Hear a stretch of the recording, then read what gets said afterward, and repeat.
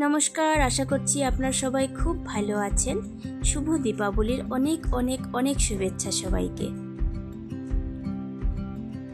তো আজকে হলো কাতি বিহু। আমি যেহেতু আসামের আর আমার প্রতিবেশী একজনও আসামের, ওরাও আবার এসামিস। তো ওরা আমাকে আজ সন্ধেবেলা এটা দিয়ে গেল। আর দেখুন, আমার তো মনটা প্রচণ্ড খুশি। এরকম প্রসাদ কি পাওয়া যায় বলুন? তো আমিও একটু একটু করে ঘর সাজাতে আরম্ভ করে দিয়েছি। আর এই যে গুঁড়ো দিয়ে, পাউডার দিয়ে আমি একটু রঙ্গোলি বানিয়ে নিয়েছি, একদমই সিম্পল করে, কেননা ওটা আমার দ্বারা হয় না।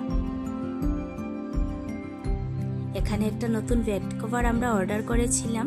এই অ্যাবস্ট্রাক্ট ডিজাইনের বেড কভারগুলো আমার হাজব্যান্ড আর আমি ভীষণই ভালোবাসি। তো নতুন একটা বেড কভারও পেতে নিলাম, সাথে ম্যাচিং করে দুটো কুশন। আর আমি রেডি হয়ে গেছি। বিকেলে লাঞ্চ সেরেই আমরা রেডি হয়ে গেছি, একটু বাইরে বেরোবো। আজ একটু দিয়া কিনতে হবে, কালকেই তো নরক চতুর্দশী, কালকে আবার আমাদের 14 বাতি দেওয়ার প্রথা আছে।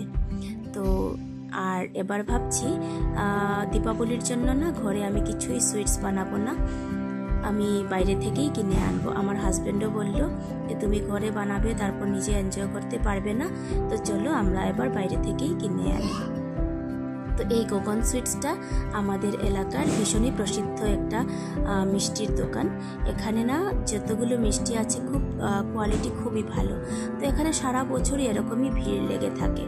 আর দীপাবলির জন্য বা কোনো উৎসবের জন্য তো আর কথাই নেই। তো আমরা মিষ্টি নিয়ে চলে এসেছি ঘরে। এখন সন্ধে হয়ে গেছে। আমি এই একটু এরোমা আমি জ্বালিয়ে নেব, এটা আমার খুবই পছন্দের একটি জিনিস।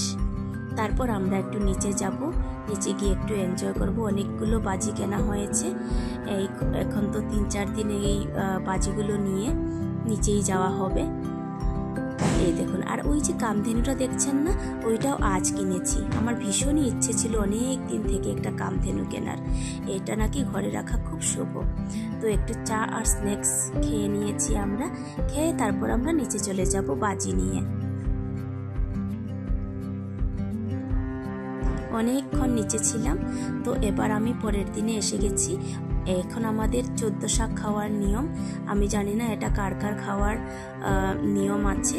আমি কিন্তু ছোটবেলা থেকেই দেখে এসেছি 14 রকমের শাক পাতা মা তুলতো বাগান থেকে। আমাদের তো গ্রামে ঘর, তো শাক পাতার অভাব হতো না। 14 শাক কেন, অনেক রকমের 20-25 রকমের শাক হতো। আমি 20 বলছি কেননা আমরা কিন্তু 20 বলি না। আমরা তো আসামের বাঙালি, আমরা 20কে কিন্তু 20ই বলি।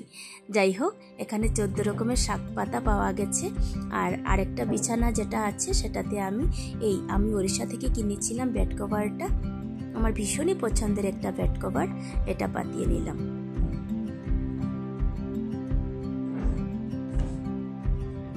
পুরো একটা ফেস্টিভ লুক চলে এসছে না? আমার সেজন্য এই আলোর উৎসবটা এত প্রিয়। আরও প্রিয় হবার কারণ হলো চারিদিকে শুধু ফুল, চারিদিকে শুধু আলো, খুশি, মিষ্টি। মানে কারো মনেই আর কি তোমার মন খারাপ করে থাকা যাবে না, সবার মনেই ফুর্তি। তো এখন আমরা সন্ধে হয়ে গেছে, এখন আমরা 14 বাতি দিয়ে দেব। ঘরের সব কোণাতেই দিয়ে দিয়েছি। আর কোনো জায়গা আমি ফাঁকা রাখিনি, সব কিছুতে ফুল দিয়ে সাজিয়েছি। এই যে এটা আমার ডাইনিং টেবিল।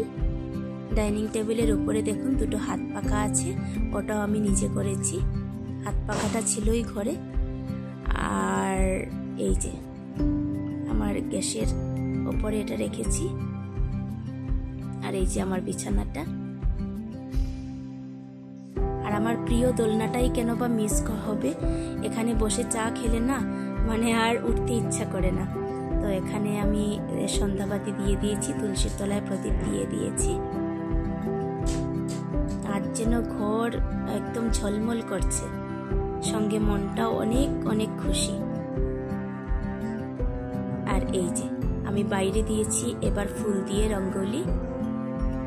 আর এখানে অনেকগুলো প্রদীপ রেখে দিয়েছি। আর শুধুই তাকাতে ইচ্ছে করছে জানেন। আমি একটু পরপর এসে দেখছি আর সবাই হাসছে আমাকে দেখে।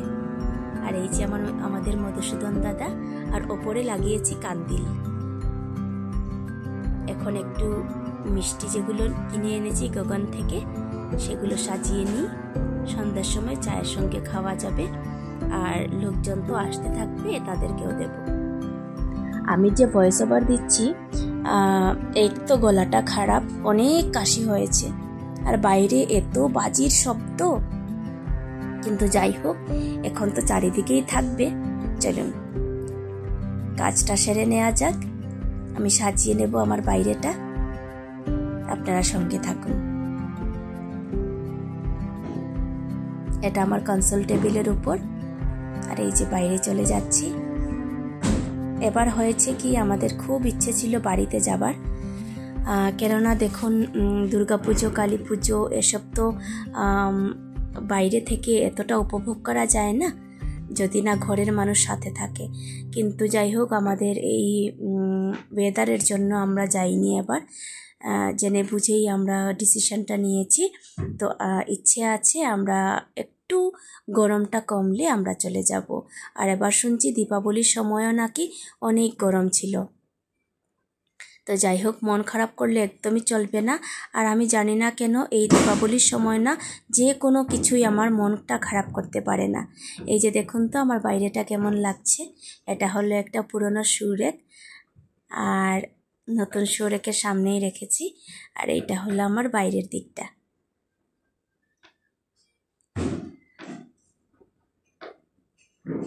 তো আশা করছি আপনাদের একটু হলেও ভালো লাগে থাকবে আমার ব্লগটা। আমাকে একটু সাপোর্ট করবেন, লাইক, শেয়ার, সাবস্ক্রাইব নিশ্চয়ই করবেন। দেখা হচ্ছে আগামী ব্লগে। থ্যাংক ইউ সো মাচ সবাইকে।